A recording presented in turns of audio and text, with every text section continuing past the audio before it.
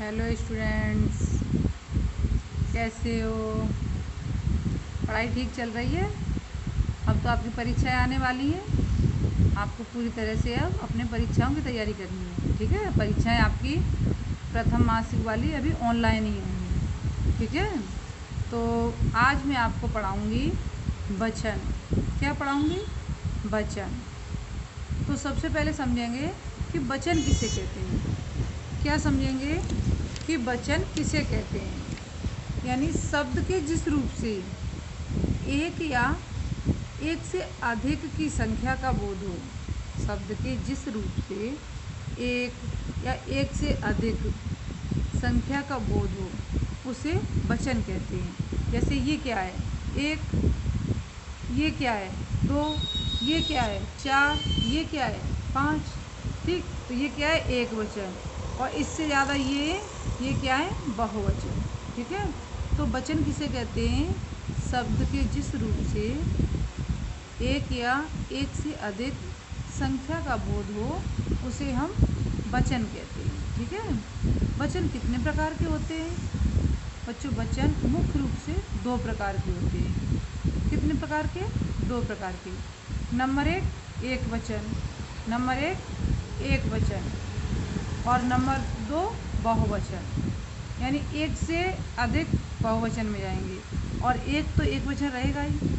ठीक है, जैसे मैंने कहा लड़का, क्या है? एक वचन है बहुवचन? लड़का, एक लड़का है तो एक वचन हो गया। लड़के, बहुवचन हो गया। घोड़ा, एक घोड़ा है ना तो एक वचन हो गया।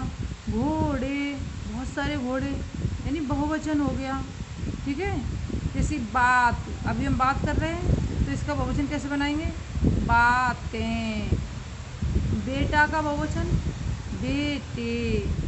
आँख, आँख का बहुवचन आँखें।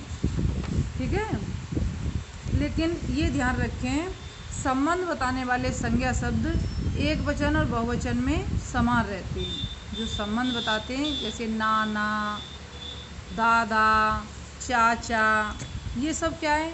ये एक वचन में भी चाचा कहेंगे और बहुवचन में भी चाचा कहेंगे। एक वचन में भी नाना कहेंगे, बहुवचन में भी नाना कहेंगे। इनका कोई वचन नहीं बदलता। दूसरी बात, द्रव्य सूचक संज्ञा एक वचन में ही प्रयोग होती हैं। द्रव्य सूचक संज्ञा जितनी होती हैं वो भी एक वचन में होती हैं। जैसे घी, तेल, पानी, ये सब एक वचन में, इनका कभी बहुवचन नहीं बनता। कुछ शब्द सदैव बहुवचन में ही प्रयोग होते हैं, उनका एक वचन नहीं बनता। कुछ शब्द ऐसे होते हैं जो हमेशा बहुवचन में ही प्रयोग होते हैं, जिनका एक वचन नहीं बनता।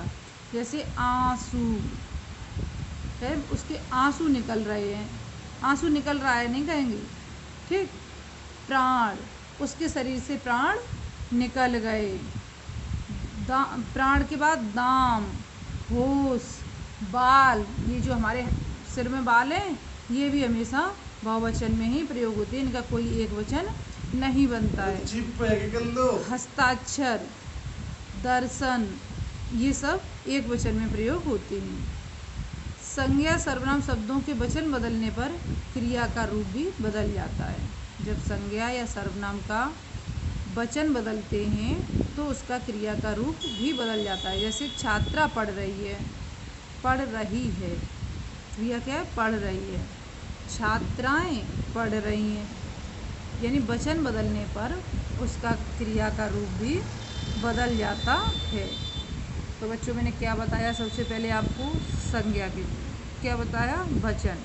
वचन किसे कहते हैं? शब्द के जिस रूप से एक या एक से अधिक संख्या का बोध होता है उसे हम वचन कहते हैं। फिर क्या बताया था? ये अभ्यास करा रही हूँ, रिपीट करा रही हूँ। फिर क्या बताया था? वचन कितने प्रकार के होते हैं? कितने प्रकार के? दो प्रकार के, एक वचन और बहुवचन। संज्ञा के जिस रूप से एक व्यक्ति, वस्तु या पदार्थ का बोध होता है उसे एक वचन कहते हैं, और एक से अधिक का बोध होता है उसे बहुवचन कहते हैं। ठीक है, इसके बाद मैंने बताया कुछ शब्द सदैव बहुवचन में प्रयोग होते हैं, जैसे आंसू, प्राण, बाल। ठीक है, कुछ शब्द हमेशा एक वचन में ही प्रयोग होते हैं, जैसे घी, तेल, पानी, और संबंध दर्शाने वाले शब्द हमेशा बहुवचन और एक वचन में दोनों में समान होते हैं। ठीक है, तो ये सब आपको ध्यान रखना है। और अपनी पुस्तक से पाठ 6, आपकी हिंदी व्याकरण की जो पुस्तक है उसमें पाठ 6 है वचन, उसको पढ़ना है। इस वीडियो को देखना है, बार बार समझना है। जो समझ में नहीं आए उसको आप नोट करके रखेंगे।